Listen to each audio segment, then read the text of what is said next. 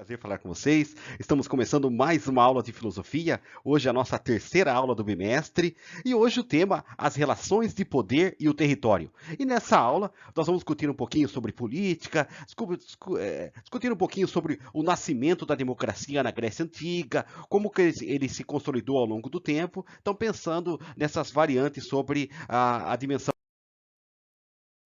da política. Então, a nossa situação problema é como que meus desejos podem ser compatibilizados com cidadania? Ou seja, pensar as relações do que é cidadania, como que ele se consolida em nossa sociedade e como que nós podemos atuar de forma mais significativa. E aí, pensando um pouquinho também, já entrando em novas discussões, já com os filósofos modernos, pensando sobre a barbárie, a civilização, que nós também já discutimos isso lá no começo do ano. Então, esses temas voltam à discussão agora, pensando um pouquinho mais nesse cunho da democracia. Então, para pensar isso, eu trago para vocês uma discussão. Um tema muito relevante, que é a democracia. Todo mundo acredito que já ouviu falar sobre isso, conhece um pouquinho sobre democracia, mas o que é de fato? Então, você que está assistindo essa aula, procure depois, pense um pouquinho sobre isso, o que é democracia, e aí depois você pode estar respondendo lá no roteiro de atividades o que de fato é democracia, certo? Bom, e para isso então eu convido você também assistir dois vídeos que são legais, eles são produzidos pela Câmara dos Deputados. Um deles é o que é democracia e o segundo, o que é cidadania. Então vocês têm aqui o link, depois eu vou deixar o slide para vocês acompanharem. Vocês têm o link aqui embaixo, então acompanhe. Também pode passar o celular com o QR Code e baixar esses vídeos ou assisti-lo novamente aqui mesmo pelo YouTube, tá certo? Bom, então, pensando um pouquinho agora, nós precisamos de fato conhecer que democracia não é a mesma coisa, nunca foi. A democracia, ela é diferente em várias épocas da história. Então, cada momento teve o seu significado, certo? Então, não dá para nós compararmos a democracia lá da Grécia Antiga com a democracia atual. Também, vamos imaginar a democracia da Idade Moderna. Também não é possível nós compararmos. Ou seja, cada momento vive a sua época. Até mesmo democracia anda de mãos dadas com a liberdade. Liberdade também é um conceito que é diferente em cada uma das épocas, certo? Bom, mas vamos pensar um pouquinho. Olha só, lá na Grécia Antiga, a Grécia é o berço, na verdade, da democracia, tudo começou na Grécia Antiga, mas por que eles inventaram isso? Como que era essa democracia lá na Grécia? Bom, temos que voltar um pouquinho lá no quinto século antes de Cristo, e lá nós temos o famoso século de Péricles, que foi um momento crucial para a cidade de Atenas. Atenas era um modelo para o mundo, era um modelo de civilização. E ela tinha, na verdade, um governador chamado Péricles, que era alguém, um visionário, que trouxe bastante desenvolvimento. Criou aquela famosa Praça Ágora, onde havia discussões da política, a Acrópole, toda aquela cidade alta de Atenas, que até hoje existem as ruínas. Tudo aquilo foi construído nessa época. Os arquedutos, ou seja, trouxe um novo modelo, coisa que não se tinha na antiguidade. Bom, e lá na Grécia, então, a população, depois de viver vários tipos de política, conheceu várias formas de governo, e eles criaram, então, esse poder da demos. A demos nada mais é que o poder da democracia. E aí, o sentido, na verdade, mais usual da palavra democracia significa o governo de todos, ou seja, significa o povo no poder. Certo? Bom, mas aí eu coloquei uma questão para nós pensarmos aqui, olha só. Mas quem era cidadão em Atenas? Lembrando que, olha só, cidadão em Atenas não era para todos, democracia também não era para todos. Democracia era apenas para homens livres, nascidos na sua cidade-estado, ou seja, quem era ateniense era cidadão ateniense, ou seja, participava da vida política de Atenas. Quem era espartano participava da vida em Esparta, e assim por diante. Ou seja, você era cidadão no lugar em que você morava, que você nasceu, que você morava, certo? Bom, e essa democracia ateniense era só para homens, mulheres, estrangeiros, escravos, não participavam da democracia democracia. Então, na verdade, era uma democracia excludente. E mesmo entre os homens livres, a democracia também era para os ricos, quem tinha posses, na verdade, que acabavam, na verdade, tomando as decisões da cidade, certo? Embora, sim, a democracia era para todos os homens livres, mas somente quem tinha posses é que participava de fato, certo?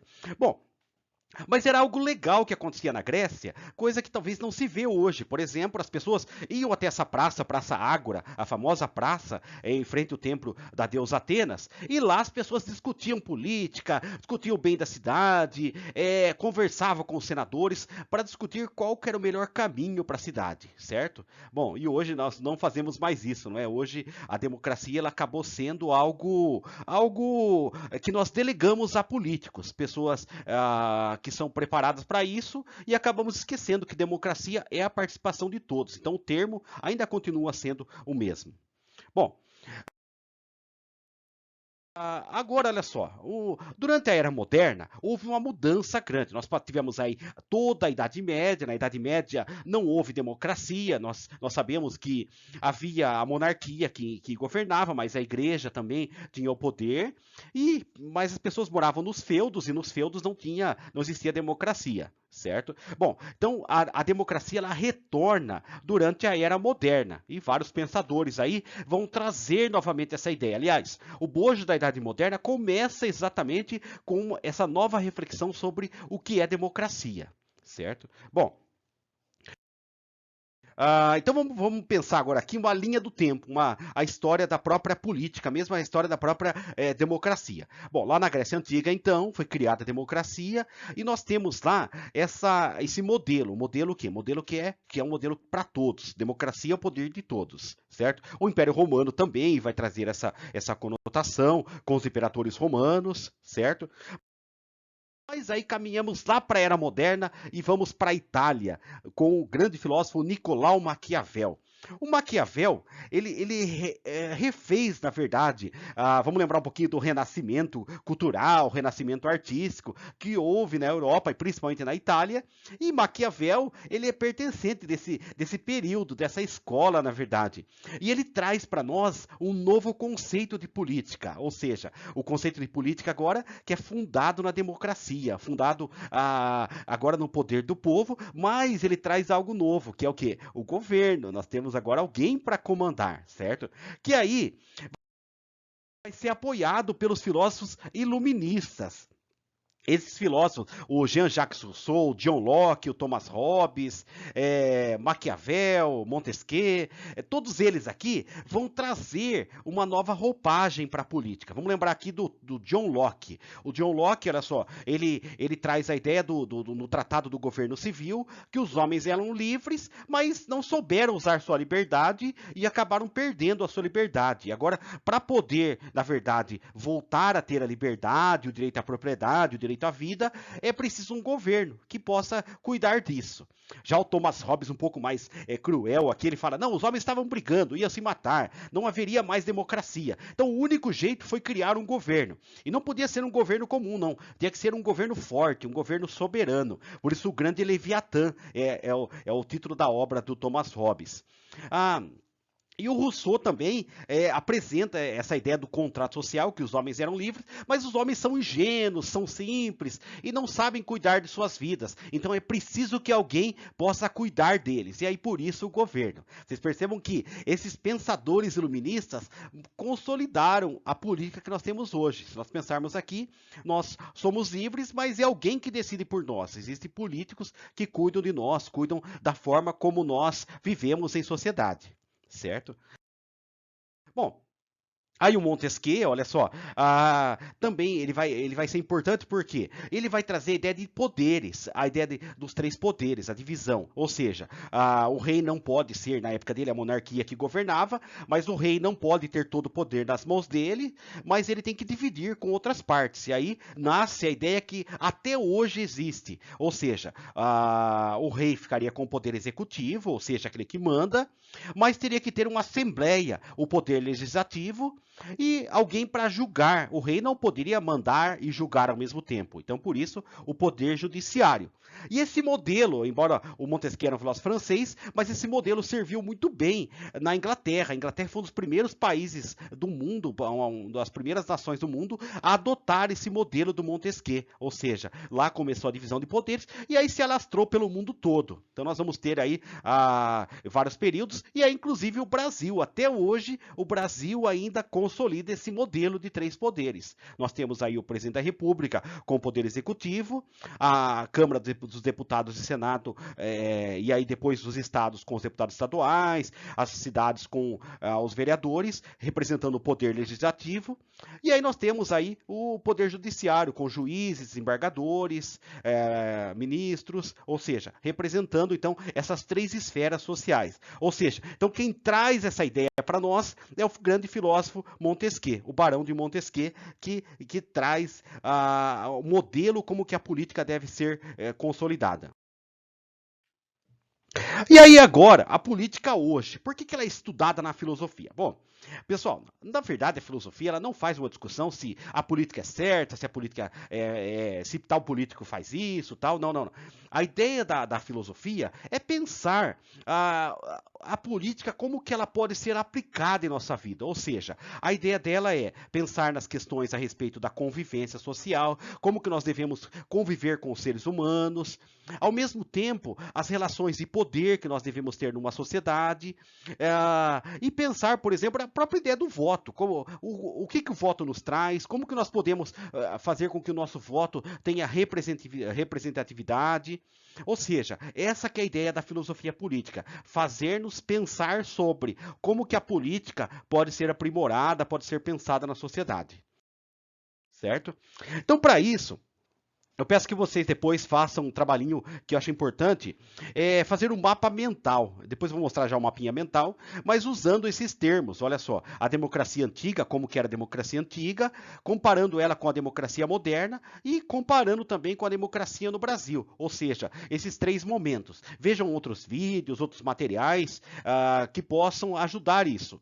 E para quem sabe, o mapa mental nada mais é do que isso. Olha só, você coloca um título, uma ideia central no meio, e aí você vai elencando coisas que são importantes, de forma que você compreenda ao olhar para essa tela, compreenda aquilo que você está pensando, certo? Então é importante que vocês façam isso. Bom,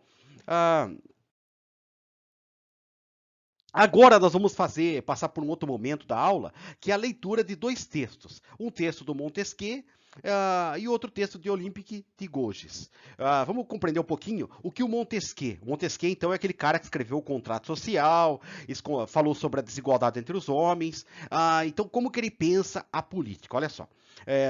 Pessoal, a política para Montesquieu, ela é o seguinte: você não pode, na verdade, fazer o que você quer. Olha só. Então, a liberdade política é você fazer aquilo que faça bem aos outros. Então, olha só, o cidadão será obrigado a fazer coisas que a lei não obrigue nem a não fazer o que a lei lhe permite.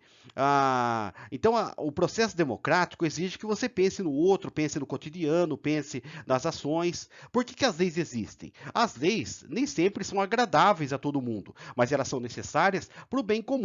Elas são necessárias para a convivência. Certo? Olha só, então vamos só finalizando aqui. A liberdade política não se encontra senão nos governos moderados, quando não se abusa do poder. E aí ele coloca que o governo ele tem que ser livre, democrático, ele tem que ser representativo, certo? Então essa é a ideia aqui do Montesquieu. E agora comparando com outro texto aqui, que é a Olympique de Gouges, que foi uma mulher que durante a Revolução Francesa ela lutou ao lado do Robespierre por democracia, por justiça, mas ela percebeu que a Revolução Francesa não seguiu exatamente para o lugar que deveria seguir. E ela percebeu que precisava mudar isso. E foi falar com o Robespierre, e o Robespierre acabou mandando guilhotiná-la. Ela acabou sendo morta por lutar por um interesse social, certo?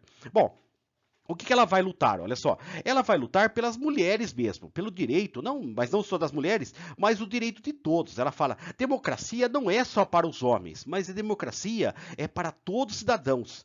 E quando fala a Revolução Francesa, que é o direito de todos os cidadãos, ela coloca exatamente que a mulher não teve o seu espaço na democracia. Aliás, demorou muito tempo para que isso se consolidasse de fato no Brasil. Nós vamos ter aqui no Brasil mesmo o direito ao voto somente no governo Vargas. Ou seja, olha quanto tempo que demorou para a mulher conquistar o seu espaço. E mesmo assim ainda falta a representatividade da mulher.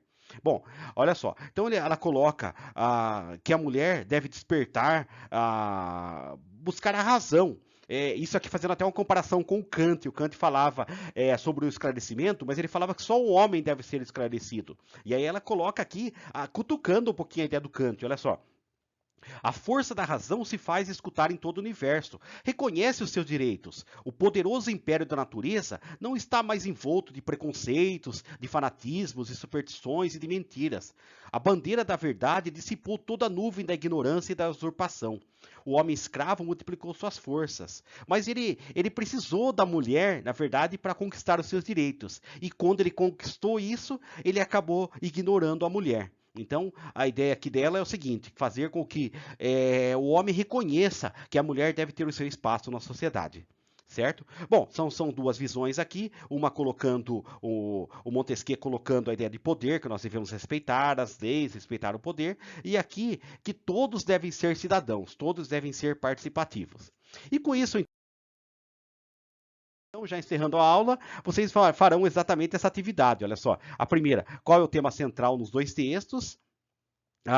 Depois eu quero que vocês apontem uma diferença que há nos textos e depois eu quero que vocês elaborem uma reflexão sobre esses dois textos, mostrando a diferença, o que cada um traz. E eu quero que vocês pensem, assistam um vídeo, os dois lá que eu falei no começo sobre democracia, e falem um pouquinho aqui sobre democracia mesmo, falem um pouco sobre essa representatividade, certo? Sem questionar política, mas pensando como que nós podemos fazer com que a política seja de fato cidadã, que ela seja justa, seja igualitária, tá joia? Bom,